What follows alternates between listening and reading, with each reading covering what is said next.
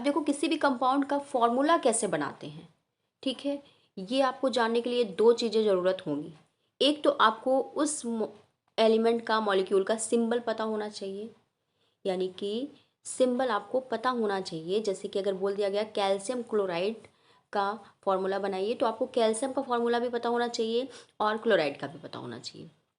दूसरी बात क्या आपको जान के रखनी है, उसकी वैलेंसी कितनी है, कैल्शियम की वैलेंसी कितनी है और क्लोराइड की वैलेंसी कितनी है। ये दो चीज़ें अगर आपको पता है तो आप बिल्कुल एग्जैक्ट फॉर्मूला कैल्शियम क्लोराइड का बना सकते हो, ठीक है।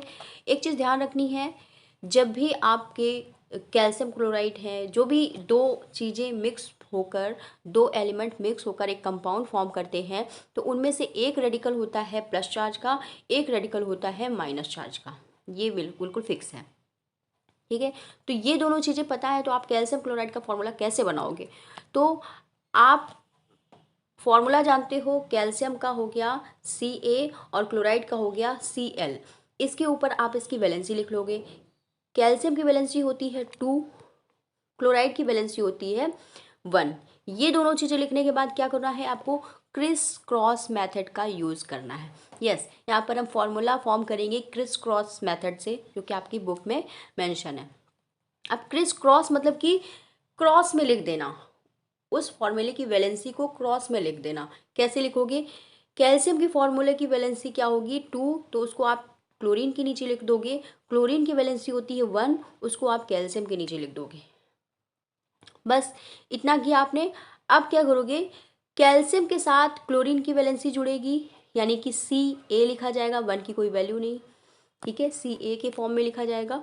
और क्लोरीन के साथ कैल्शियम की वैलेंसी जुड़ेगी जो कि 2 है, तो यहाँ पर Cl2 लिखा जाएगा और दोनों मिलके क्या बन जाएंगे, CaCl2।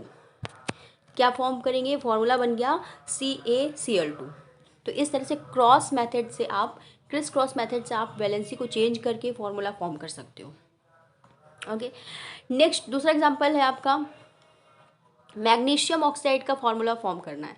तो मैग्नीशियम ऑक्साइड का फॉर्मूला के लिए आपको उसका सिंबल पता होना चाहिए, मीन्स मैग्नीशियम का Mg होता है, ऑक्सीजन का O होता है। वैलेंसी पता होना चाहिए, मैग्नीशियम की 2 होती है, ऑक्सीजन की भी 2 होती है, ठीक। अब आपको क्या करना है, मैग्नीशियम की वैलेंसी लिख दी ऊपर, ऑक्सीजन की वैलेंसी लिख दी ऊपर, ठीक है। अब ऑक्सीजन की वैलेंसी आ जाएगी मैग्नीशियम के नीचे, मैग्नीशियम की वैलेंसी चली जाएगी ऑक्सीजन के नीचे।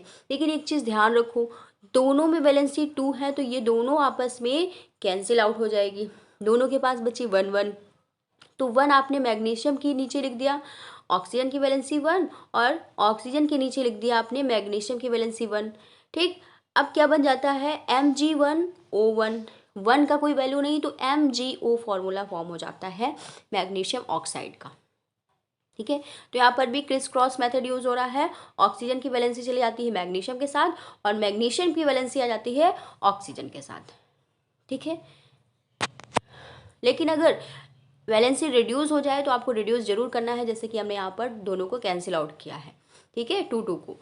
नेक्स्ट है कैल्शियम नाइट्राइड। कैल्शियम नाइट्राइड के लिए देखो फॉर्मूला होता है, कैल्शियम का Ca होता है, पीछे पढ़ चुके हैं, नाइट्राइड का N।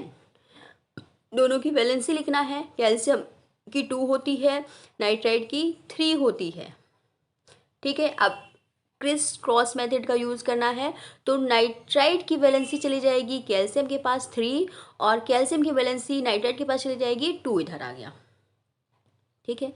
अब क्या होगा, नाइट्राइड की वैलेंसी कैल्शियम के साथ लिखी जाएगी, तो Ca3 हो गया यहाँ पर, ठीक। और नाइट्राइड में कैल्शियम की वैलेंसी लिखी जाएगी, तो यहाँ हो गया N2। तो फॉर्मूला क्या बन जाता है, Ca3N2। एक चीज़ आपको ध्यान रखनी है, जिस फॉर्म में जो लेटर दिया हुआ है उसी फॉर्म में लिखना है। मीन्स N कैपिटल से दिया है तो कैपिटल से लिखोगे, C कैपिटल से दिया है तो C कैपिटल से लिखोगे, A स्मॉल से दिया है तो A स्मॉल से होना चाहिए। ये उसका सिंबॉलिक रिप्रेजेंटेशन होता है, ये आप इसमें हेरा फेरी नहीं कर सकते हो, ठीक है।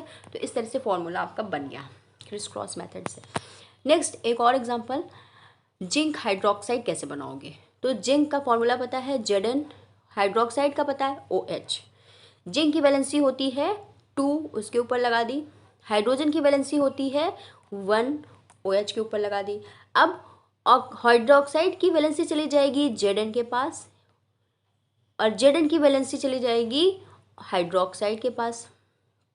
तो Zn के साथ एक वैलेंसी आई है OH की, तो हो जाएगा Zn1, और OH के पास Zn की 2 वैलेंसी गई है तो हो जाएगा OH का होल ट्वाइस, क्योंकि OH एक क्या है, कंपाउंड है।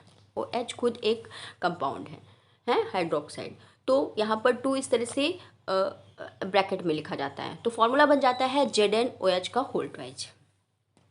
ओके, नेक्स्ट है ammonium chloride, sorry ammonium carbonate का कैसे बनाओगे फॉर्मूला।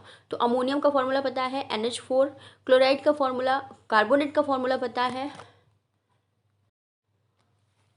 अब अमोनियम कार्बोनेट का फॉर्मूला कैसे बनाओगे, तो अमोनियम का फॉर्मूला पता है हमको NH4, कार्बोनेट का फॉर्मूला पता है CO3, वैलेंसी होती है अमोनियम की 1 और कार्बोनेट की 2।